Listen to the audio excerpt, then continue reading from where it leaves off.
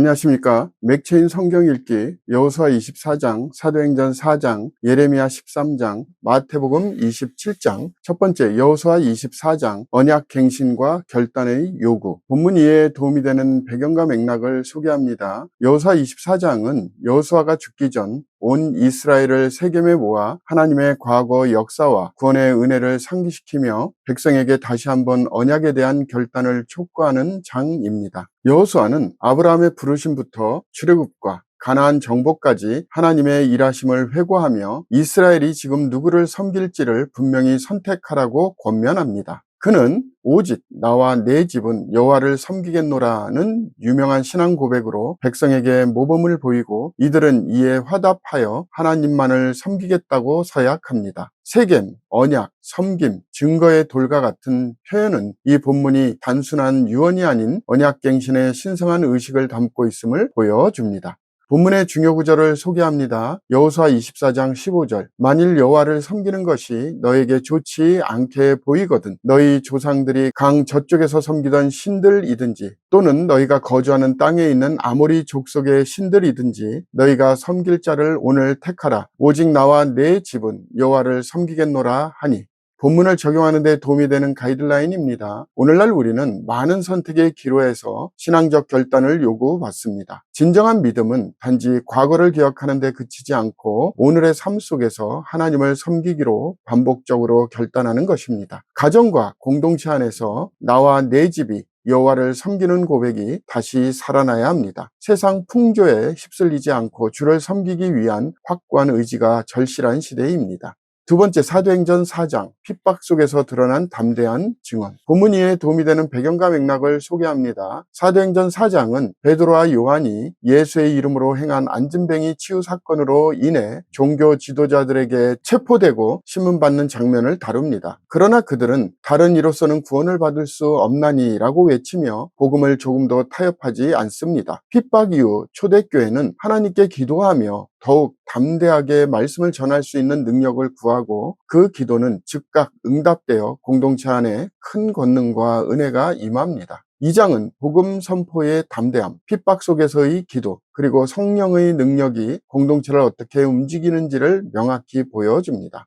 본문의 중요 구절을 소개합니다. 사도행전 4장 11절에서 12절. 이 예수는 너희 건축자들의 버린 돌로서 집 모퉁이의 머릿돌이 되었느니라. 다른 이로서는 구원을 받을 수 없나니 천하 사람 중에 구원을 받을 만한 다른 이름을 우리에게 주신 일이 없음이라 하였더라.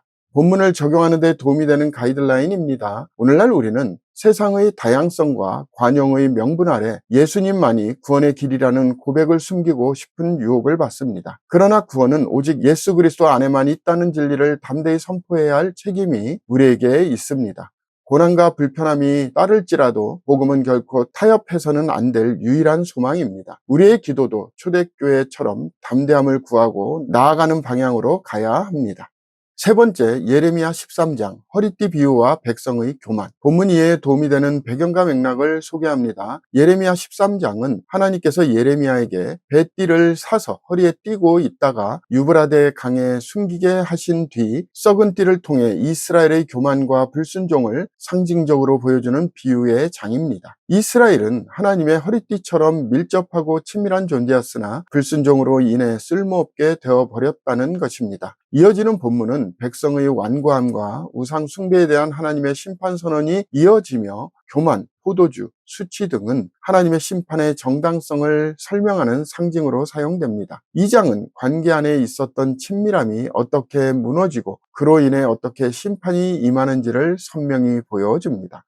본문의 중요 구절을 소개합니다. 예레미야 13장 11절. 여호와의 말씀이니라. 띠가 사람의 허리에 속한 같이 내가 이스라엘 온 집과 유다 온 집으로 내게 속하게 하여 그들로 내 백성이 되게 하며 내 이름과 명예와 영광이 되게 하려 하였으나 그들이 듣지 아니하였느니라.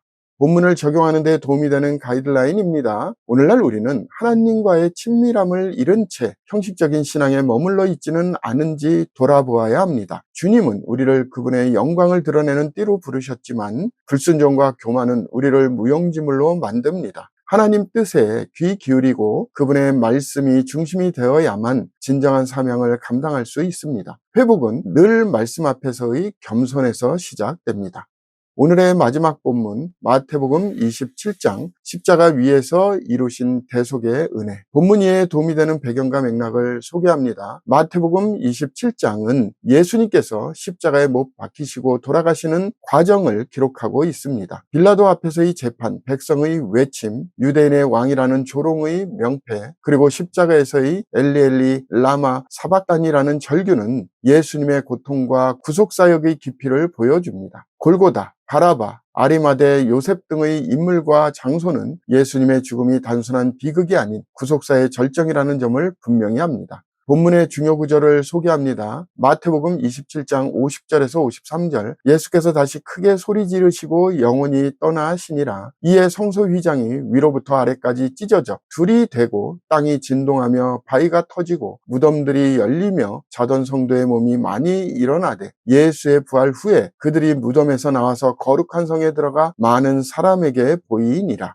본문을 적용하는 데 도움이 되는 가이드라인입니다. 오늘날 우리는 예수님의 십자가가 단순한 사건이 아닌 우리 죄를 위한 대속의 은혜임을 깊이 인식해야 합니다. 이 은혜는 감격으로 끝나는 것이 아니라 삶으로 응답해야 할 소명이기도 합니다. 자기 부인과 순종, 그리고 복음을 위한 헌신이 이 은혜에 대한 진정한 반응이 될 것입니다. 십자가를 중심으로 삶을 살아가야 하겠습니다. 감사합니다.